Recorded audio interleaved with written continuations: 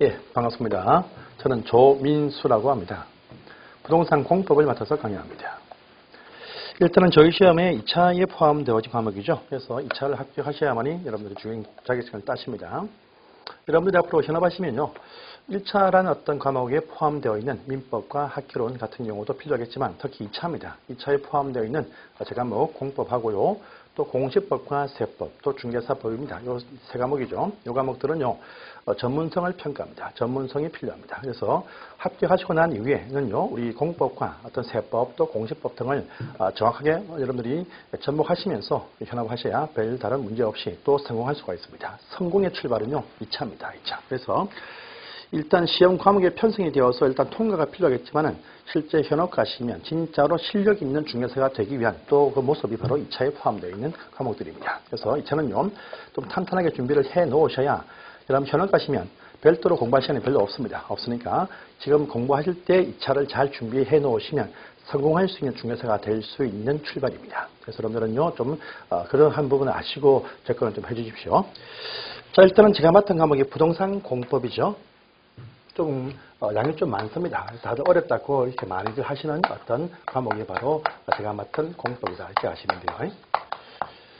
이 공법을 여러분들 잘 하셔야, 이것을 잘 해놓으셔야 앞으로 전문성뿐 아니고 여러분들이 동과 매칭이 됩니다. 동과. 그래서 성공가는 공법이 같이 매칭이 됩니다. 정말 중요한 과목입니다.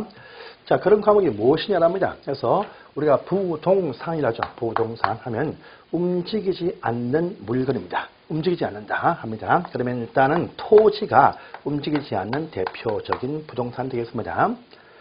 여기에 정착되어서 있으면 같이 움직이지 않습니다. 정착되어진 것도 참 많습니다. 그중에 제일 중요한 것이 무엇이냐? 건축물이 제일 중요합니다. 여러분들은 주로 토지와 건축물을 주로 거래하시고 취급하십니다. 그만치 중요합니다. 토지와 건축물이 바로 이것이 부동산의 대표적인 현상물이에요. 근데 요 토지나 건물에 대해서 각종 어떤 자유롭게 이용할 수 있는 이런 식의 부분들을 허용하면 전국토가 엉망이 됩니다. 그래서 요 토지와 어떤 건축물에 대해서 공공적인 목적에 의해서 요 자유함을 주지 않고 공리적인 목적을 위해서 규제해보자 라는 의미에서 나온 법체계가 바로 부동산 공법입니다. 부동산의 현상, 토지와 건물에 관한 이용 방법과 기타 각종 어떤 현상에 대해서 공공적인 목적에서 규제를 해보자라고 만든 법률 체계다 이렇게 또 아시면 되겠습니다. 이것이 참 많습니다. 많이 있습니다. 한 130개 정도가 있는데 요 중에서 중개사 하시면서 제일 필요한 법률 6개를 선별해서 우리 시험 과목에 편성을 해놓은 것이 부동산 공법이란 하나의 시험 과목의 명칭입니다. 부동산 현상에 대해서 공공적인 차원에서 규제하기 위한 법 체계다 이렇게 또 아시면 되겠습니다. 그래서 이 토지와 건물에 대한 각종 어떤 시민들, 국민들의 이용 상태를 이 명령받은 행정청에서 규제를 한다라는 의미가 여기에 포함이 되어 있습니다. 그래서 주로 보시면 규제하기 위한 법이다 합니다. 그래서 각종 어떤 권리, 의무가 부여되고 또 이 규제에 잘 따라온다면 또 권리도 부여될 수 있습니다. 그래서 이 법을 잘 파악을 해 놓으시면 따라야 될 의무성뿐 아니고 주어지는 각종 어떤 권리도 파악이 되어서 본인들이 권리 위해서 자유함을 느낄 수가 있다. 그래서 많은 소득과 또 많은 어떤 이용을 할 수가 있는 경우도 발생이 딱 되어집니다. 그래서 이런 상태를 잘 확인해보자 라는 의미에서 공법을 배우신다. 중요합니다. 자, 그런 공법이 포함이 되어진 것이 6개인데 첫 번째 보시면 나오는 법률이 있습니다. 그래서 우리 한국에서는 모든 국토입니다. 전국에 있는 모든 단위의 토지, 국토입니다. 국토를 먼저입니다. 잘 계획을 세워서 이 계획에 맞게 근거해서 토지를 이용해보자 라는 의미의 법률이 첫 번째 등장을 합니다. 그래서 그 명칭에 보시면 국토의 계획 및 이용에 관한 법률이라는 법률이 있습니다. 참 중요한 법입니다. 시험 과목도 보시면 12개의 문항이 여기에 출제가 딱 되어집니다. 그리고 이 이용상을 보시면 우리가 이용할 때는요, 토지에 대해서 개발을 할 때 이용이다 이렇게 부릅니다. 개발, 대표적인 토지 이용상입니다. 개발할 때는요, 없는 빈 땅에 건축물군이 올라간다. 개발이다 보면 됩니다. 그런데 이 개발을 아주 크게 할 때는요, 좀 복잡해집니다. 복잡해져. 각종 어떤 사업의 절차와 각종 어떤 또 권리와 업무가 또 발생이 되어집니다. 그래서 이 개발 사업을 크게 할 때를 우리가 개발 사업이라고 부릅니다. 도시 개발 사업이라고 부르는데 이런 개발 사업을 잘 또 규제를 좀 더 강화하기 위해서 만든 법이 있습니다. 무엇이냐니까 도시개발합니다. 도시개발법이란 법이 또 등장을 합니다. 여기 두 번째 나오는데요. 이것이 6문제가 나온다. 이렇게 또 아시면 되겠습니다. 또 이 영상 보시면 개발 말고도 재개발을 포함해서 우리가 정비라 부릅니다. 있는 곳을 다시 또 재창출시킨다. 정비라 부르는데 이 정비사업도 아주 크게 할 때는요. 이 정비사업이라 부릅니다. 정비사업. 그런데 이 정비사업도 아주 복잡한 어떤 절차와 또 권리 여부가 나옵니다. 이걸 또다시 규제하기 위해서 만든 법률이 있습니다. 그래서 도시 및 주거 환경을 정비해보자. 도시 및 주거 환경 정비법이란 또 법을 배우시는데 이것도 6문제가 나온다. 이렇게 또 아시면 되겠습니다. 그리고 국토에 관한 이용사항 보시면 개발 정비뿐 아니고 있는 지역을 보존하자, 보호하자, 보존도 이용사항에 포함되어집니다. 할 것이 참 많습니다. 우선 산지, 또 농지, 하천, 또 생태계, 문화계 참 많습니다. 많지만 여러분들 제일 중요한 것이 무엇이냐? 농지에 관한 사항을 가장 중요하게 여깁니다. 농지를 먹거리 보호해야 우리가 안전해집니다. 먹거리 보호와 농지는 또 마음대로 소유를 못한다. 농지에 대해서 이용을 이렇게 해보자. 또 농지는 또 보시면 보존도 하자라는 의미에서 있는 법이 또 있습니다. 농지법이란 또 법을 배우십니다. 이것은 이제 두 개가 시험에 나온다. 이렇게 또 하시면 되겠습니다. 그래서 그 이용사항 중에서 개발을 크게 할 때 하는 개발 사업을 위해서 도시개발법과 또 정비할 때 규모 크게 한 정비 사업을 위해서 도시 및 주거환경 정비법과 또 보존 중에서 농지에 관한 소유와 보존상에 담겨 있는 농지법을 배우십니다. 이 세 가지 법률 발생되는 법을 또 배우십니다. 이거 말고도 많지만 우린 이것만 주로 이해하시고 공부하시면 되겠습니다. 그 다음에 우리가 개발 정비 보존할 때 보시면 특히 개발 정비할 때는 건축물을 건축합니다. 건축물.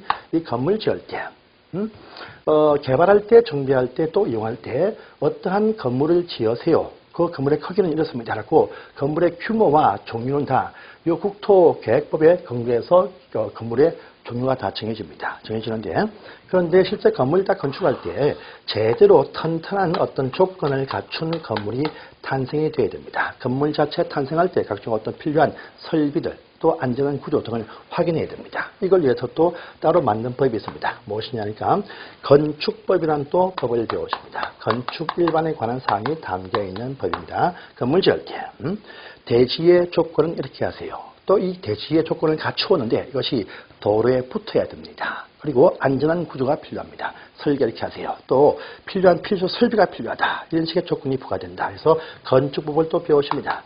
이것은 7문제가 등장한다. 보면 됩니다. 7문제. 또 건물 건축할 때 특히 건물 중에서도 주택단지가 탄생이 딱 되어지면 같이 모여 사니까 그 단지 안에 각종 어떤 필요한 놀이터 시설, 각종 어떤 상가시설 등이 필요합니다. 이와 같이 이 주택단지가 탄생될 때 따로 기준을 또 설치를 해보자 라는 의미에서 또 주택단지에서는요 투기 형성이 참 많이 되어집니다. 투기를 또 막아야 됩니다. 그래서 따로 기준을 갖출 것이고 투기 억제 등을 위해서 또 따로 규제가 필요하다라고 만든 법이 또 나옵니다. 무엇이냐면요. 주택법이란 또 법을 배우시는데 이것도 보시면 7문제가 등장을 합니다. 그래서 일단은 우리 한국에서는 모든 토지는 계획을 잘 세워서 이 계획에 맞게 토지가 이용되게 하자 해서 세우는 계획과 이용 방향이 정해져 있는 국토계획 및 이용에 관한 법률을 또 배우시는데 이것이 12문제.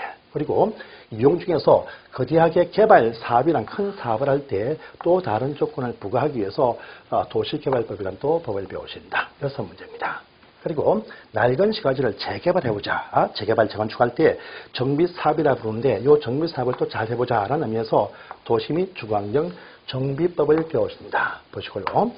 또 보존할 것이 많겠지만 그중에서 제일 중요한 보존이 필요한 농지를 잘 보호해보자. 그래서 농지법을 또 배우십니다. 이것이 2개 나옵니다. 또 건물 건축할 때 건축물 자체의 안전한 건물 탄생 등의 조건을 별도로 부과하기 위해서 건축법이란 또 법을 배우십니다. 또 주택단지란 건축물 집단이 나올 때 건설 기준 따로 정하고 또 투기를 막기 위해서 주택법이라는 법이 나온다. 그래서 보시면 하나, 둘, 셋, 넷, 5개, 6개. 이것이 우리 시험관에 포함되는 부동산 공법이란 과목에 포함되어 있는 법들이다. 이렇게 하시면 되겠습니다. 요 법률 수가요, 보시면 법령만 보더라도 한 3,000개 정도가 나옵니다. 3,000개. 이 많은 어떤 법 중에서 여러분들은요, 선별적으로 한 5분의 1 정도만 딱 보시면 80점이 나올 수 있다. 또 기본서의 책 내용 중에서도 3분의 1만 딱 보시면 8점이 나올 수 있다. 이것을 위해서 준비를 하시면 되겠습니다. 확대해서 볼 필요는 없습니다. 자, 또 우리가 규제합니다. 규제를 해야 돼요. 규제를 잘한다. 그래서 규제하는 또 체계가 있어요. 규제 체계가 있다랍니다. 그럼 책을 보시면요. 일단은 이제 01장에서 29페이지에 보시면 대상 법률 소개가 쭉 이렇게 되어 있습니다. 확인해 보시고요. 또 한 장을 또 넘어갑니다. 한 장, 두 장을 또 넘어가 보시면 자, 이제 법원 나오네요. 법원 해서 32페이지 가보시면 우리 각종 어떤 법들의 법원, 법원 해서 우리 법을 배웁니다. 법을. 이 법체계도 좀 확인이 필요하십니다. 법체계. 우리 한국의 법체계 제일 정점의 최상위에 어떤 법이 있느냐 하면 여러분들 아십니다. 헌법이라는 법이 있어요. 이 헌법에 보시면 토지 이용사항이 일부가 나와 있습니다. 아주 일부입니다. 그 헌법에 있는 그 명령을 위임받아서 각종 어떤 법률이 또 지금 이러한 법률들이 있어서 이제 법률이 규제가 딱 되어집니다. 이 법률은요, 헌법은 국민들이 헌법을 국민투표로서 만듭니다. 법률은요, 위임받은 우리 국회에서 법률을 제정한다. 이렇게 하시면 돼요. 그래서 다 배우십니다. 또 법률이 또 모든 상황을 다 정의하지를 못합니다. 못하니까 다시 법률의 시행령에서 이 시행령도 우리 법칙에 포함이 딱 되어 있습니다. 법률 시행령입니다. 시행령. 요건요, 보시면 대통령이 만든다 해서 대통령령이다. 이렇게 부르기도 한다. 이렇게 또 아시면 되겠습니다. 또 시행령상에 또 모든 상황을 다 규제하지 못합니다. 못하니까 다시 법률 시행 규칙에서 규칙을 또 배우십니다. 이것은요, 행정각부, 각기 국토교통부 등 행정각부에서 만든다 해서 각 부령 이렇게 부릅니다. 부령 이렇게 불러요. 또 총리도 발표합니다. 총리령도 시행규칙에 포함이 된다. 이렇게 또 아시면 됩니다. 총리령도 있습니다. 이까지가 전국토의 시행이 되어집니다. 그런데 이 법률 속에서 지방마다의 특색을 가진 어떤 또 반응이 필요하다 해서 또 일부를 위임합니다. 지방에서 해당 그 지방자치단체에서 지방조례를 만든다 합니다. 이건 지방의회입니다. 지방의회에서 이 조례를 만들어서 발표를 딱 합니다. 그래서 그럼 중개업을 하시면요, 실제는 보시면 이 법령이 아니고 이 위임받아서 정해져 있는 지방에서 발표한 이 조례, 이 조례를 보시고 실제 현상을 접목을 시킵니다. 각종 어떤 개발하든 정비하든요, 소개하든 중개하든 이 조례에서 정한 범위 내에서만 할 수 있다 하시면 돼요. 그래서 해당 그 근무하시는 일하시는 사업지가 있는 서울, 특별시, 인천, 광역시, 경기도 등의 조례에서 정해준 바대로 여러분 실제 현업을 업무를 수행해야 됩니다. 그래서 이까지 활동사항에 포함되지만은 전국의 통일적인 사항에 대해서 시행 규칙까지만 우리 시험 범위에 포함이 되어지고 조례사항은 시험에는 포함이 안 된다 이렇게 하시면 되겠습니다. 하지만 현업하시면 조례사항 중요하게 확인이 꼭 필요하신 사항입니다. 아시고요. 그리고 규제입니다. 규제를 한다 하는 체계는 또 무엇이냐 이렇게 보시면요. 자, 또 한 장을 넘어가십니다. 34페이지를 가보시면 우리 국토의 행정체계가 쭉 나와 있습니다. 공법이란 어떤 그런 공리적인 목적을 위해서 규제하는 어떤 체계가 나옵니다. 법에 위임받은 행정청이 시민들을 규제합니다. 그래서 규제하는 행정체계가 또 여러분들이 확인이 필요하십니다. 공법은요, 규제하기 위한 법이다 보니까 모든 법률 그 주어의 앞부분에 보시면 행정청이 나오는 경우가 그 3분의 1 되겠습니다. 행정청에서 시군구청장이 또 시도지사가 무엇을 명령한다, 무엇을 또 인가한다, 승인한다 딱 나옵니다. 나오니까 행정청의 규제체계도 아셔야 됩니다. 그래서 보시면 전국 단위에서의 규제 체계를 딱 보니까 첫 번째 국토교통부 장관이라고 하는 자가 나와서 이제 규제합니다. 전국 단위는요, 국토교통부 장관이 규제한다. 이렇게 말합니다. 다시 위임받은 광역지방자치라고 또 위임을 딱 해두었습니다. 어디냐라고 하니까요, 서울특별시 인구 1000만이죠. 인천광역시 인구 300만. 또 경기도 인구 보시면 건 1,300만 됩니다. 아주 큽니다. 태광도 단위로 다시 위임을 해 주었습니다. 이 단계에서 이제 중간 단계에서 결정하라 위임했습니다. 태광도를 합쳐가지고 우리가 시도지사라고 부릅니다. 이것도 책임자가 누구냐? 시도다에서 시도지사가 이쪽에 책임자가 되어서 중간 단계에서 각종 어떤 결정하고 위임하고 또 각종 업무를 또 집행합니다. 다시 또 규모가 크죠. 크다 보니까 다시 또 재위임합니다. 기초지방자치단체 가지고요. 보시면 서울특별시 밑에 보시면 뭐가 있습니까? 각종 구가 있습니다. 있고요. 인천시도 물론 구가 있습니다. 인천시는요, 강화군이란 군도 두고 있습니다. 있고요. 경기도 보시면 각종 가평 또 청평군 등이 있습니다. 있고 보시면 또 각종 어떤 시를 두고 있다 해서 구군시로 또 재위임합니다. 제일 요 단계, 요 말단 기초행정청에서 각종 어떤 인허가 사무와 또 각종 어떤 명령권을 수행합니다. 이쪽에 책임자가 누구냐 부를 때 반대로 해서 시, 군, 구청장, 시장, 군수, 구청장이 제일 마지막 행정청의 어떤 단계에서 각종 어떤 법률사항을 결정이 되어진 사항들을 집행을 합니다. 그래서 모든 그 용어 정의해 보시면 국토교통부 장관이 첫 번째 나오는 경우가 있고 그 다음에 시, 도지사가 중간 단계에서 이제 위임받아서 결정과 각종 어떤 집행 사무를 수행합니다. 또 위임받은 시군구청장이 마지막 단계에서 각종 어떤 행정에 관한 명령을 허가하고 또 집행을 하게 됩니다. 그래서 요 3단계죠. 국토교통부 장관, 전국 단위다. 또 시도 단계에서의 시도지사, 또 마지막 구군시 단계에서 시장, 군수, 구청장이 행정사무를 집행하고 각종 확인, 지도, 감독을 하게 되어져 있다고 아시면 되겠습니다. 그래서 요 3단계 체계입니다. 그런데 잘 보시면 하나 더 있습니다. 보시면 저 제주도는 부를 때 특별자치도라고 부릅니다. 또 세종시를 부를 때 특별자치시라고 부릅니다. 그런데 특별자치도 제주도와 특별자치시 세종시는 원래 위치가 시도지사와 같은 위치에 있습니다. 그래서 시도란 표현 속에는 이 특별자치도와 특별자치시가 포함되는데 그런데 제주도 가시면 밑에 구군시가 없습니다. 따로 시군구, 주민이 뽑는 자치시군구가 없습니다. 없다 보니까 이쪽을 또 같이 하게 됩니다. 그래서 시군구청장이라는 표현 속에 앞에는 항상 보시면 특별자치도지사, 특별자치시장, 시군구청장, 여기도 특별시장, 광역시장, 특별자치도지사, 특별자치시장, 도지사 이렇게 또 나옵니다. 그래서 요 특시특들은요, 요쪽 단계에도 포함되고 이쪽 단계도 포함된다. 다 포함된다. 해서 항상 무시하시고 보시면 되겠습니다. 그래서 요 3단계 체계로 행정 규제를 한다. 이렇게 또 아시면 되겠습니다. 자, 이렇게 해서 요 사항들이 34페이지에 나와 있으니까 보시고요. 자, 또 장을 넘어가십니다. 이제 02장에서 본문입니다. 국토의 계획 및 이용에 관한 법률, 국토계획법. 요 법률이 첫 번째 소개가 쫙 되어집니다. 보겠습니다. 여러분 저희 책은요. 우리 법들마다 제일 앞부분에 체계도에서 잘 나와 있습니다. 한눈에 보기 체계도인데 이 체계도 항상 보시면서 내가 어디에서 어떤 상황을 보신다 항상 파악하시면서 가시면 편하게 볼 수 있습니다. 그래서 한 장 넘어가시고요. 다음 페이지입니다. 02장 이제 본문갑니다. 40페이지입니다. 자, 그러면 우리 국토를 잘 계획을 세워서 이용케 한다. 그러면 먼저 국토계획법이니까 이 세우는 계획들이 무엇이냐, 이걸 먼저 좀 아셔야 돼요. 그래서 국토에 대해서 전반적인 이용사항을 위해서 결정해서 집행하기 위해서 수립하는 이 계획이 무엇이냐가 참 중요합니다. 이 계획 단위에서 시험에 한 4개가 항상 시험에 나옵니다. 그래서 국토를 이용하기 위한 계획들이 무엇이냐 합니다. 그래서 우리가 지금 안 배웁니다. 시험범위에 포함이 안 되어 있어요. 여러분들이 앞으로 이러한 법을 또 배우십니다. 보시면 국토기본법, 국토를 기본적인 사항을 정한다 해서 국토기본법이라는 법이 있습니다. 이 법을 보시면 전국 단위입니다. 전국 단위에서의 토지 이용 계획이 있습니다. 이것이 무엇이냐 하니까요. 국토종합계획이라는 계획이 전국 단위에 수립이 되어져 있는 계획이 있습니다. 이 계획은요.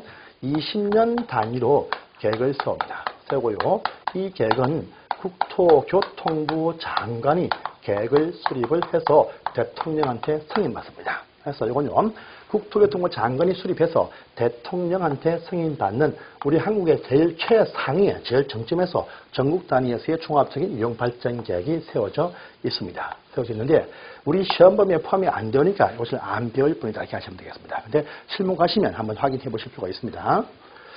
두 번째입니다. 두 번째부터 전국 단위에서 세우는 계획이 있는데 이 단위 계획을 위임받아서 이제 전국 단위에서 세워진 계획을 위임받아서 이제 도시 단위에서 계획을 세운다 해서 우리 한국은요. 국가 계획이 있고 그 다음에 도시 계획이 있다. 도시와 군 단위에서 계획을 세운다랍니다. 이 도시와 군 단위에서 계획을 세워서 이제 집행을 합니다.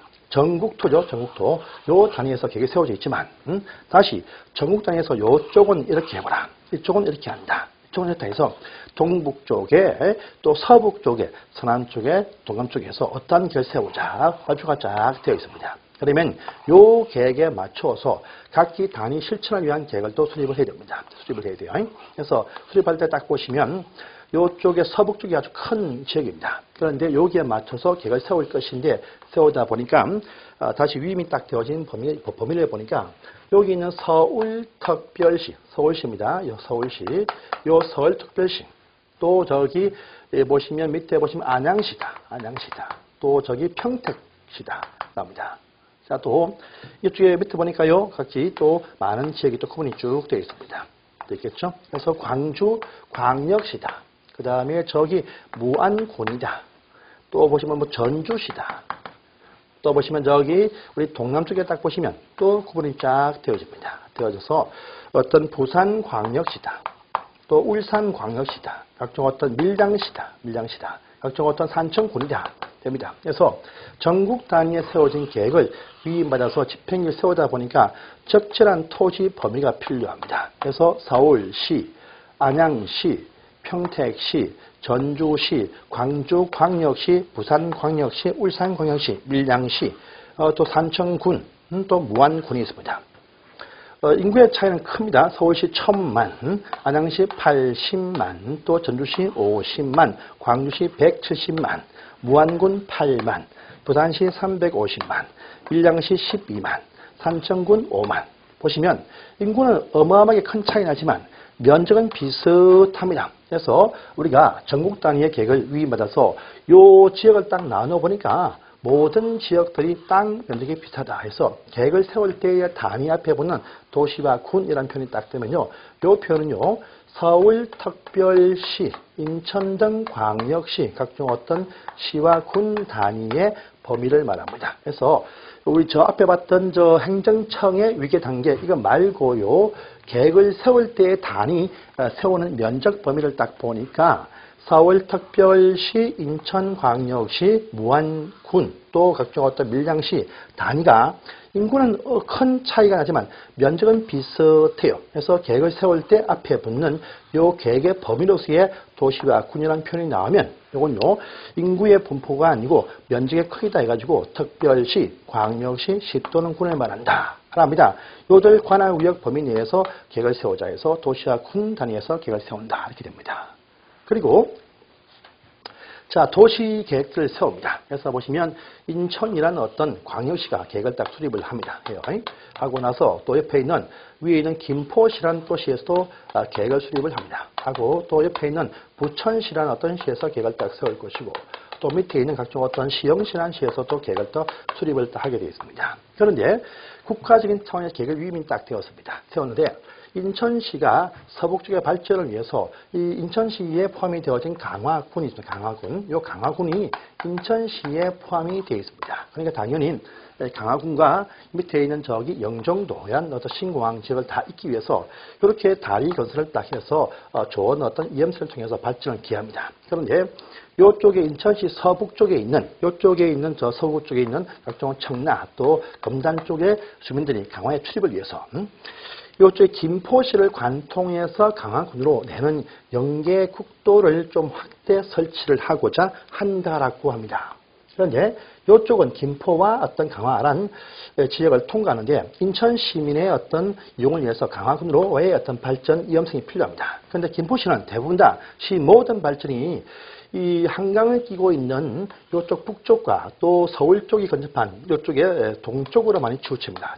그러니까 이쪽 지역을 이용하는 경우가 별로 없습니다. 별로 없어. 그런데 인천시와 이 강화군 간의 어떤 요 연결하는 국도 설치가 김포시를 많이 통과를 합니다. 하니까 이때 발생한 설치 비용이 약 1천억이 발생한다라 합니다. 그러면요 국가에서 국비로서 보시면 한 500억을 지원했습니다. 그런데 또 시비에서 또 500억을 지원을 투입을 해야 됩니다. 그런데 인천시에서 볼 때 우리 인천시에서 요 500억 중에서 300억을 투입하겠다. 김포시 당신들이 200억 내자 이렇게 해서 제안을 딱 합니다. 하니까 자 요쪽은 저 서북 쪽의 발전에서 꼭 필요한 어떤 계획 수립이 필요합니다. 필요한데 김보 씨가 딱 볼 때 별 쓸모없는 지역의 도로를 확대한다. 우린 싫다. 이돈 내지 않겠다. 이렇게 반대를 하는 경우가 발생이 딱 되어집니다. 사업을 못합니다. 사업을 못해.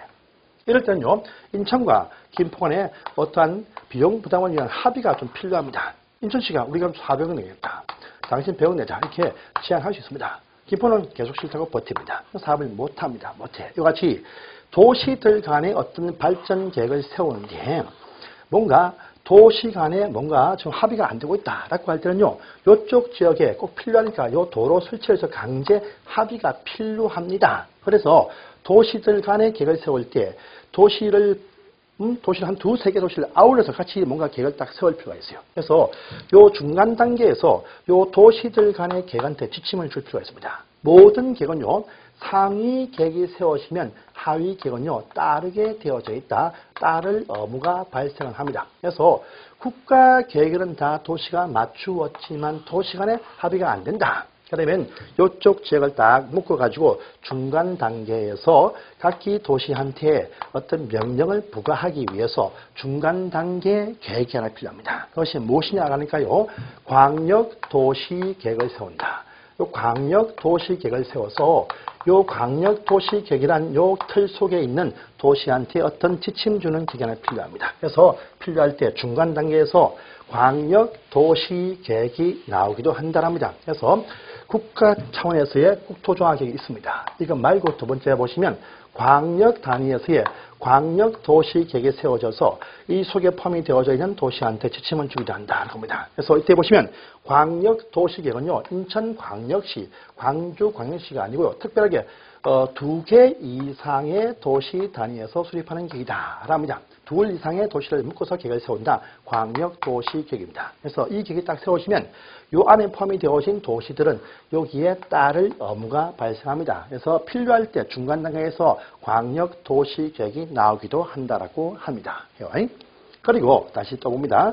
도시들 단위에서 계획을 세울 때도 보시면 지금 당장 어떠한 실천을 해보자 라고 하기에 앞서가지고 앞으로 이 도시만의 장기 발전 비전을 세울 필요가 먼저 있습니다. 그래서 도시와 군 단위에서도 보시면 도시들만의 장기적인 의미의 발전 비전을 먼저 세웁니다. 이것이 무엇이냐니까 도시와 군 단위에서 기본 계획을 세운다. 도시군 기본 계획이 나옵니다.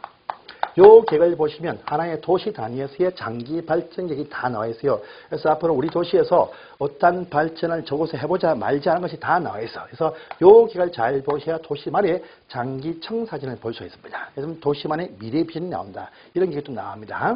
그리고 요 장기 실천 계획에 단기 실천을 위해서 하나씩 순차적인 개발 정비가 필요할 때 또 계획이 나옵니다. 그것이 무엇이냐니까 도시와 군 단위에서 이제 관리한다, 토시용을 관리한다 해서 도시군 관리 계획을 또 수립을 하게 됩니다. 그래서 도시군 계획 단위 안에서도 보시면 도시군 기본 계획과 도시군 관리 계획에서 두 가지 계획이 나옵니다. 그래서 도시 내에서도 계획이 구분된다. 이것이 상위 계획이고 이것이 하위 계획입니다. 그래서 요 상위 계획인 기본 계획에 맞추어서 하나씩 순차적으로 관리 계획이 입안된다. 이렇게 앞으로 배우십니다. 그래서 우리 한국은요, 국토에 관한 이용 계획책을 딱 보니까 전국 단위에서의 국토 종합 계획이 수립이 딱 되어지고 그 다음에 도시와 군 단위에서 계획을 딱 세울 때에 보시면 도시와 군 단위에서는 도시군 기본 계획을 먼저 수립을 해서 도시들마다의 장기 비전을 딱 세운다. 도시 기본 계획입니다. 이게 실천을 위해서 도시와 군 단위에서 도시군 관리 계획을 수립을 해서 이제 여기에 따라서 이제 토지가 실제 개발, 정비, 보전, 이용되게 되어져 있습니다. 요 계획 체계입니다. 그리고 도시들 간의 어떤 계획이 맞지 아니할 때 중간 단계에서 두 개 이상은 딱 묶어서 다시 중간 단계에서 다시 지침을 주기 위해서 광역 도시 계획이 수립이 되는 경우도 있더라. 수립이 되어진다라면 이것이 보다 더 위는 상위 계획입니다. 그러면 여기 밑에 있는 도시 계획들은 따라야 될 의무가 발생을 하게 되어 있다. 그래서 요 단계입니다. 하, 중, 상이죠. 이렇게 위로 올라가서 상위 계획이고 밑에 가서 하위 계획이다. 그래서 하위 계획은요, 상위 계획에 따를 의무가 발생이 딱 되어지고요. 상위 계획, 하위 계획 지침이 된다. 이런 식의 어떤 계획 체계를 가지고 있는 것이 국토에 관한 이용 계획책이고, 요 상징을 확대해서 앞으로 하나씩 배우시게 된다. 이렇게 또 아시면 되겠습니다. 그래서 그 계획책에 보시면요. 여러분들이 저기 8페이지 45페이지 보시면 나와 있습니다. 45페이지에 도시군 계획의 법적인 지위에서 2번 땅에서 1번 해서 관로 1, 2, 3, 4번 딱 나와 있습니다. 중요한 사항입니다. 그래서 요 틀은 상당히 중요하니까 반드시 확인을 꼭 하시고 항상 준비를 딱 해주세요. 앞으로 배우실 모든 사항들이 계획에 근거해서 토지가 이용되게 되어 있다. 이 계획의 책에 보니까 국가 차원에서의 국토조합계획, 우리가 안 배우지만 이런 게 있습니다. 그리고 광역 계획권에서의 광역 도시계획이 딱 세워지면요. 이건 광역이란 말은 2개 이상의 도시에서 세우는 계획이다. 이 계획 세우시면 하나의 도시와 군 단위의 계획들은 다 여기에 따를 의무가 발생한다. 또 도시와 군 단위 계획들은 도시군 기본 계획을 세우고 이 집행을 위한 도시군 관리 계획, 요 계획의 순서에 의해서 토지가 개발, 정비, 보전, 이용되는 법칙이 나온다. 이렇게 또 아시면 돼요. 이 보시고 이제 또 한 장을 또 넘어가십니다. 넘어가시면 이제 여러분들이 49페이지 가보시면 첫 번째 계획이 나옵니다. 제2절에서 첫 번째 나오는 것이 이 법 제일 첫 번째 광역도시계획부터 등장을 합니다. 국토조합계획은요, 다른 법에 있어서 우리가 배우지는 않고 이 법에 있는 중에서 첫 번째 광역도시계획이 등장한다. 이렇게 또 아시면 되겠습니다. 그래서 이건 다음 시간부터 보도록 하겠습니다.